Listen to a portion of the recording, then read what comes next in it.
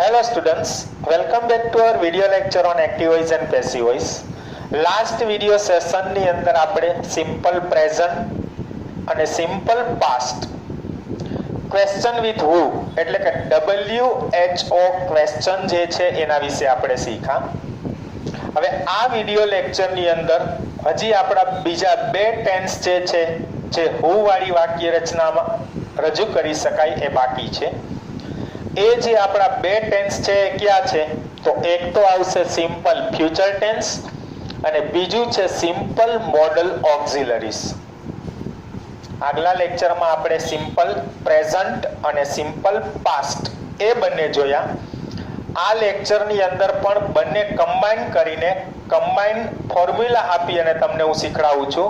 એટલે એક જ ફોર્મ્યુલામાં આપણા બે ટેન્સ જે છે એનો સમાવેશ થઈ જશે. તો અહીંયા હવે આપણે જે આજે જોવાનું છે આ વિડિયો લેક્ચરમાં એ સિમ્પલ ફ્યુચર અને simple modal auxiliaries with WHO question એ જોવાનું છે. તો હવે યાદ શું રાખવાનું હતું તો કે પહેલી વસ્તુ તો એ કે આપણે WHO ક્વેશ્ચન થી પ્રશ્ન પૂછી રહ્યા છીએ એટલે કર્તાની જગ્યાએ WHO પ્રશ્નવાચક શબ્દ હશે જેને આપણે હુ કહીએ છીએ. તો ઓબ્જેક્ટ તો હશે જ પણ સબ્જેક્ટ જે છે એની જગ્યાએ આપણને WHO ક્વેશ્ચન આપેલો હશે જેને આપણે હુ કહીએ છીએ. તો કર્તા તરીકે હુ હશે અને કર્મ તરીકે શું આપેલું હશે જે તે ઓબ્જેક્ટ આવતું હોય તે કાં નામ હશે અને કાં સર્વનામ હશે. એ બંનેને આપણે ઇન્ટરચેન્જ કરી અને પેસિવ રચના બનાવવાની છે. ઓકે, તો અહીંયા તમને ફોર્મ્યુલા મેં આપેલી છે. સિમ્પલ ફ્યુચર, સિમ્પલ મોડલ ઓક્સિલરીઝ અને WH ક્વેશ્ચન. તો ચાલો એની પહેલા ફોર્મ્યુલા જોઈ લઈએ. એક્ટિવ વોઇસ એટલે શું, પેસિવ વોઇસ એટલે શું અને પછી એના સેન્ટેન્સની પ્રેક્ટિસ કરીએ એટલે લગભગ આપણા ડાઉટ છે ક્લિયર થઈ જશે. તો એની ફોર્મ્યુલા જોઈએ તો કે આપણી સામાન્ય પેટર્ન શું છે તો કે સબ્જેક્ટ વર્બ ઓબ્જેક્ટ ETC આવે. તો સબ્જેક્ટ છે એની જગ્યાએ તો આપણે પ્રશ્ન પૂછવાનો છે એટલે એની જગ્યાએ શું આવશે તો કે WHO ક્વેશ્ચન હુ. કર્તા માટે એક પ્રશ્ન પૂછીએ છીએ એટલે હુ આવશે. એટલે વાક્યની શરૂઆતમાં હુ હશે. ત્યાર પછી તો કે હવે આપણે ફ્યુચર ટેન્સ અને મોડલ ઓક્સિલરીઝ જે છે એને શીખી રહ્યા છીએ એટલે ફ્યુચર ટેન્સ માટે શેલ વિલ આવશે. આ યાદ રાખજો, પહેલું છે એ પહેલા માટે છે અને બીજું છે એ બીજા માટે છે. તો સિમ્પલ ફ્યુચર ટેન્સ તો એમાં આપણે શેલ વિલ નો ઉપયોગ કરશું અને સિમ્પલ મોડલ ઓક્સિલરીઝ એટલે મેં મોડલ ઓક્સિલરીઝ એવો શબ્દ જ રાખ્યો છે કારણ કે મોડલ ઓક્સિલરીઝ કઈ કઈ છે એ તમને ખબર જ છે. Can, could, may, might, should, would અને મસ્ટ એમાંથી કોઈ પણ મોડલ ઓક્સિલરીઝ છે એ આપણને આપી શકે. તો અહીંયા કાં તમારે ફ્યુચર ટેન્સ હોય તો શેલ વિલ મૂકવાનું છે અને કાં તમને મોડલ ઓક્સિલરીઝ આપેલી હોય તો can, could, may, might, should, would અને મસ્ટ આપેલું હશે. એટલે પહેલું પહેલા માટે અને બીજું બીજા માટે. ત્યાર પછી હવે આ બંને આમ જોઈએ તો મોડલ ઓક્સિલરીઝ છે પરંતુ શેલ વિલ ભવિષ્યનો અર્થ રજૂ કરે છે એટલે આપણે એને શેમાં લીધેલું છે ફ્યુચર ટેન્સની અંદર. તો આપણા આ હેલ્પિંગ વર્બને આપણે મૂકી દીધું, મોડલ ઓક્સિલરીઝને આપણે મૂકી દીધું. ત્યાર પછી વર્બમાં શું મૂકવાનું રહેશે તો V1 એટલે કે વર્બનું મૂળ રૂપ જે છે એ આપણે રજૂ કરવાનું રહેશે. એટલે અહીં V1 આવી જશે. ત્યાર પછી શું આવશે તો કે ઓબ્જેક્ટ આવશે અને લાસ્ટમાં શું આવશે તો કે ETC આવશે. આખી પેટર્ન શું થઈ તો કે હુ, શેલ વિલ કા modal auxiliaries plus V1 plus object plus ETC અને લાસ્ટમાં ક્વેશ્ચન માર્ક. હવે એને આપણે પેસિવ રચના કરવી છે. તો આગલા લેક્ચરમાં કીધું હતું હુ છે એ પ્રશ્નવાચક શબ્દ છે. ગમે ત્યારે કોઈ પણ વાક્ય રચનામાં પ્રશ્નવાચક શબ્દ છે એ વાક્યની શરૂઆતમાં જ રહેશે. એટલે હુ નું આપણે જે બાય હુમ કરીએ છીએ એ ક્યારેય વાક્યની પાછળ હોઈ શકે નહીં. હંમેશા ક્યાં રહેશે તો કે વાક્યની શરૂઆતમાં જ રહેશે. બરાબર. તો આપણે આગળ વાક્યની શરૂઆતમાં શું લખીએ છીએ તો કે બાય હુમ. ત્યાર પછી તો કે આપણને હેલ્પિંગ વર્બમાં શું આપેલું છે તો કે જો ફ્યુચર ટેન્સ હોય તો શેલ વિલ આપેલું હશે અને મોડલ ઓક્સિલરીઝ હોય તો આપણને can, could, may, might, should, would, must એમાંથી કોઈ પણ વસ્તુ આપેલી હશે. તો આપણને જે આપેલું છે ફ્યુચર હોય તો ફ્યુચર અને મોડલ ઓક્સિલરીઝ હોય તો મોડલ ઓક્સિલરીઝ જે છે એ એમનેમ જ રાખવાની છે, એમાં કોઈ પણ પ્રકારનો કાંઈ ફેરફાર થશે નહીં. ત્યાર પછી તો કે હવે આ એક્ટિવ વોઇસ નું આપણું જે ઓબ્જેક્ટ છે એને શું કરવાની વાત છે? સબ્જેક્ટ. તો એક્ટિવ વોઇસ નું આપણું ઓબ્જેક્ટ છે એ શું થઈ જશે? સબ્જેક્ટ. સર્વનામ હશે તો ફેરફાર થશે, નામ હશે તો કાંઈ ફેરફાર થશે નહીં. બરાબર? એટલે ઓબ્જેક્ટ નું સબ્જેક્ટ કર્યું. ત્યાર પછી તો કે હવે આપણે પેસિવ રચના કરીએ છીએ એટલે પેસિવ રચનાની અંદર આપણે પહેલા પણ કીધેલું હતું કે ટુ બી પ્લસ V3 આવવું જોઈએ. શું હોવું જોઈએ? ટુ બી પ્લસ V3. એટલે આપણે બી મૂકશું અને ત્યાર પછી આપણને જે એક્ટિવમાં V1 આપેલું છે એનું V3 એટલે કે પાસ્ટ પાર્ટિસિપલ ભૂત કૃદંત છે એ થઈ જશે. એટલે બી મૂકશું, ત્યાર પછી V3 મૂકશું અને લાસ્ટમાં શું આવશે? ETC.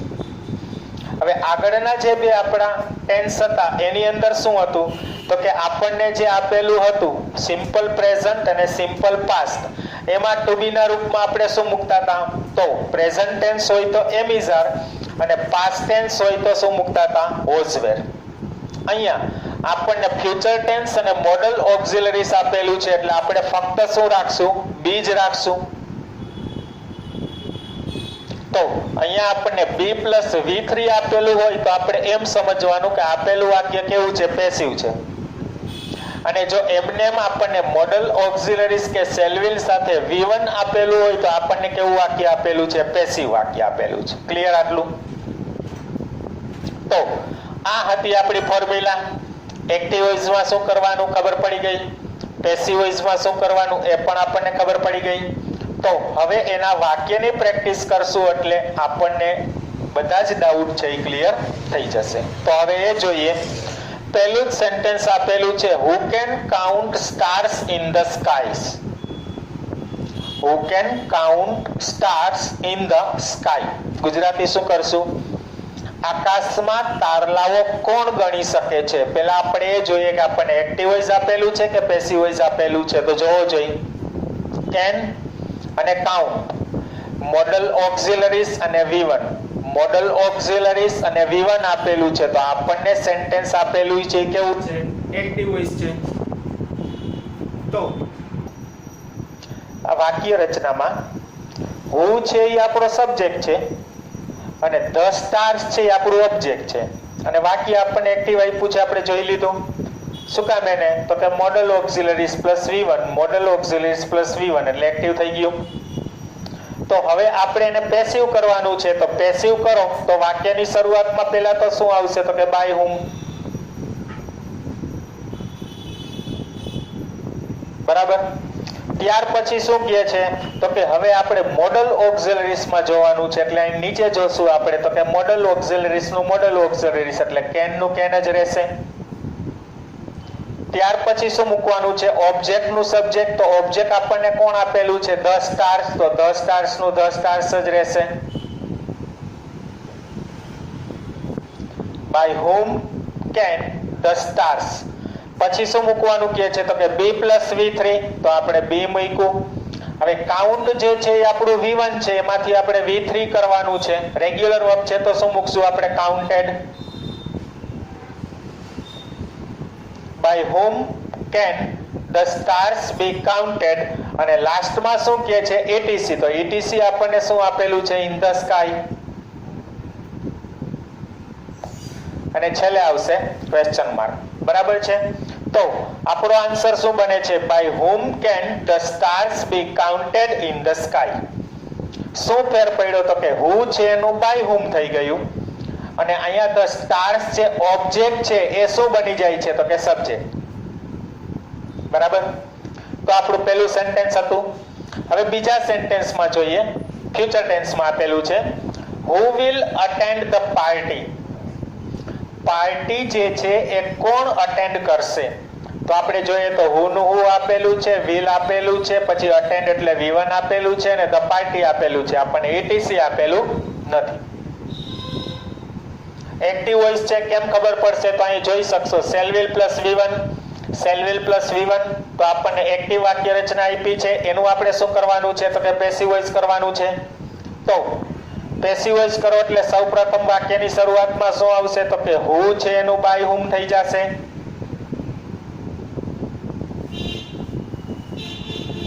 ત્યાર પછી શું મૂકવાનું છે? તો કે શેલ વિલ મૂકવાનું છે, પણ કોને આધારિત હોય? તો કે આપણું જે ઓબ્જેક્ટ છે એનું સબ્જેક્ટ કરીએ એટલે ધ પાર્ટી છે એ આપણું સબ્જેક્ટ બનશે. તો એની સાથે તો શું આવશે? વિલ જ આવશે. By whom will. ત્યાર પછી શું મૂકવાનું છે? ધ પાર્ટી. ત્યાર પછી શું મૂકવાનું છે? તો કે B પ્લસ V3. તો આપણને અટેન્ડ આપેલું છે તો પેલા B તો રહેશે જ. હવે અટેન્ડ જે છે એ પણ આપણું કેવું વર્બ છે? તો કે રેગ્યુલર વર્બ છે. તો શું મૂકશું આપણે? અટેન્ડેડ. શું કરશું આપણે? અટેન્ડેડ.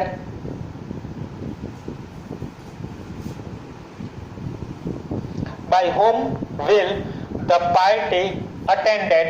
અને ત્યાર પછી આપણને શું કહે છે? V3 પછી ETC. તો જોઈ શકો છો તમે સેન્ટેન્સમાં આપણને કોઈ ETC આપેલું નથી, તો ક્વેશ્ચન માર્ક જ મૂકી દેવાનું. તો આપણો આન્સર શું બને છે? By whom will the party be attended.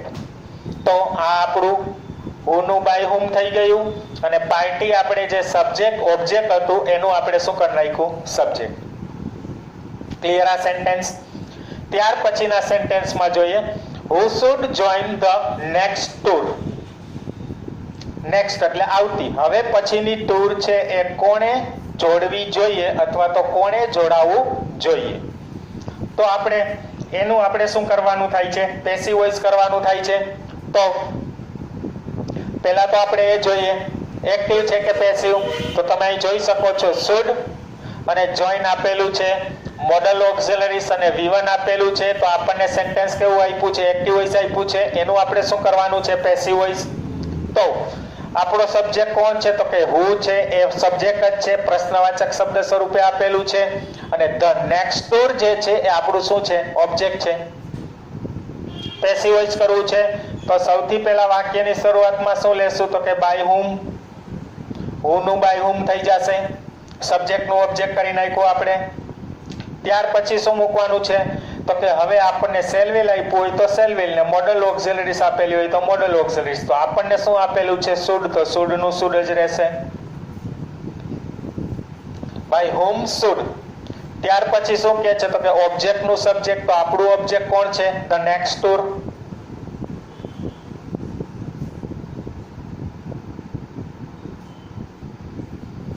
By whom should the next tour. ત્યાર પછી શું કહે છે? B plus V3. તો B તો એમને જ રહેશે.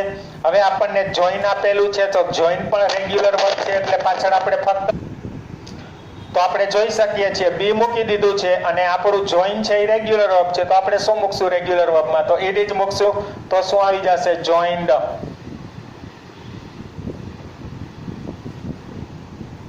By whom should the next tour be joined. અને ત્યાર પછી શું કહે છે? તો કે ETC આવવું જોઈએ. તો જોવો જોઈએ ETC તો કઈ છે નહીં, તો સીધું શું મૂકવાનું રહેશે? આપણે question mark. Clear? Third sentence by whom should the next tour be joined. Clear? ત્યાર પછીના ફોર્થ સેન્ટેન્સમાં જોઈએ પેસિવ આપ્યું છે એમાંથી આપણે એક્ટિવ કરીશું. તો એમાં શું કહેવા માંગે છે? by whom can this sum be done. જો આપણે પ્રિપેર પહેલા કમ્પેરિઝન કરીએ એક્ટિવ વોઇસ છે કે પેસિવ વોઇસ. કેન આપેલું છે એટલે મોડલ ઓક્સિલરીઝ આપેલી છે. ત્યાર પછી અહીંયા જો કી પોઈન્ટમાં B પ્લસ V3 આપેલું છે. B પ્લસ V3 આપેલું હોય એટલે આપણને સેન્ટેન્સ કેવું આપેલું હોય? પેસિવ વોઇસ આપેલું હોય. અને આગળ બાય whom પણ છે, એના ઉપરથી પણ ખબર પડી જશે. અહીંયા આપણને જે સેન્ટેન્સ આપેલું છે એ સેન્ટેન્સ કેવું છે? તો કે પેસિવ વોઇસ છે. એમાંથી આપણે શું કરવાનું થાય છે? તો કે એક્ટિવ વોઇસ કરવાનું થાય છે. તો હવે એક્ટિવ વોઇસ કરવું હોય તો શું કરશું? તો કે બાય whom નું શું કરવાનું રહેશે? આપણે પહેલા તો who કરવાનું રહેશે.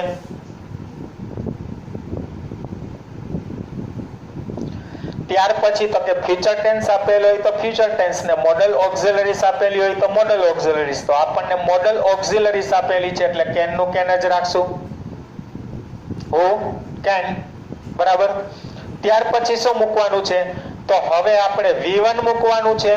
તો આપણને શું આપેલું છે? બી અને ડન. એમાંથી બી જે છે એ તો આપણું નીકળી જશે અને આપણે ડન જે છે એનું V1 કરવાનું છે. તો શું થઈ જશે? એનું ડુ ડેડ ડન થાય છે. આપણને ખ્યાલ જ છે શું આપણે કરીએ છીએ? ડુ ડેડ અને ડન કરીએ છીએ.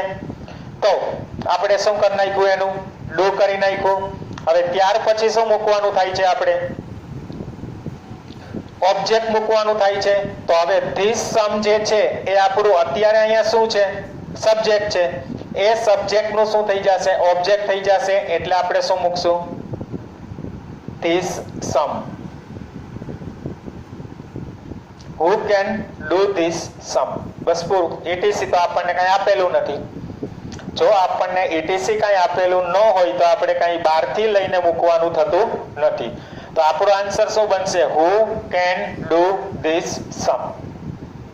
ક્લિયર? હવે ત્યાર પછી આપણને પાંચમું સેન્ટેન્સ આપેલું છે. એમાં શું કહેવા માંગે છે? By whom will you be invited in the party? તમને પાર્ટીમાં કોના દ્વારા આમંત્રિત કરવામાં આવશે એવું આપણને કહે છે. તો આપણે જોઈ શકીએ છીએ બાય હુમ આપણને આપેલું છે. ત્યાર પછી આપણને શું આપેલું છે? વિલ આપેલું છે. ત્યાર પછી આપણને બી અને ઇન્વાઇટેડ આપેલું છે. એટલે બી પ્લસ V3 આપેલું છે. એટલે આપણી વાક્ય રચના કેવી છે? પેસિવ છે. એમાંથી આપણે કેવું કરવાનું છે? એક્ટિવ વોઇસ કરવાનું છે. તો એક્ટિવ વોઇસ કરીએ તો સૌથી પહેલા આપણે શું લેવાનું રહેશે? હુ લેવાનું રહેશે. એટલે આપણે હુ મૂકી દીધું. ત્યાર પછી શું કરવાનું છે?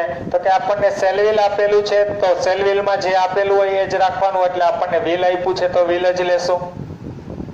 Who will. ત્યાર પછી શું કહે છે? V1 લેવાનું છે. તો બી નીકળી જશે અને આપણને ઇન્વાઇટેડ આપેલું છે. તો ઇન્વાઇટેડ નું V1 શું થશે? ઇન્વાઇટ થઈ જશે. Who will invite? ત્યાર પછી શું મૂકવાનું છે? તો કે ઓબ્જેક્ટ મૂકવાનું છે. તો આપણું આ સબ્જેક્ટ છે એ શું બની જશે? ઓબ્જેક્ટ બની જશે. એટલે યુ રહેશે. અને ત્યાર પછી આપણને શું મૂકવાનું કહે છે? લાસ્ટમાં ETC મૂકવાનું કહે છે. તો ETC શું આપણને આપેલું છે? In the party. અને છેલ્લે શું આવી જશે? લાસ્ટમાં ક્વેશ્ચન. ઓકે, તો આપણો આન્સર શું બને છે? Who will invite you in the party? તમને પાર્ટીમાં કોણ આમંત્રિત કરશે અથવા કોણ આમંત્રણ આપશે? તો આ જે છે એ આપણું એક્ટિવ વાક્ય બની ગયું. તો હવે ટોપિક ની અંદર જોઈ લીધું એક્ટિવ વોઇસ તો કે એની ફોર્મ્યુલા શું છે, પેસિવ વોઇસ તો કે એની ફોર્મ્યુલા શું છે. આમ જોવો તો તમે સિમ્પલ પ્રેઝન્ટ અને પાસ્ટ જેવું જ છે. અહીંયા સેલવિલ અને મોડલ ઓક્ઝિલરીઝ આવે છે અને B+V3 છે એ આપણો કી પોઈન્ટ છે. અને ત્યાર પછી આપણે બાકીના જે સેન્ટેન્સ છે એ જોયા. Okay, you understood the topic? I hope there will be no more doubt.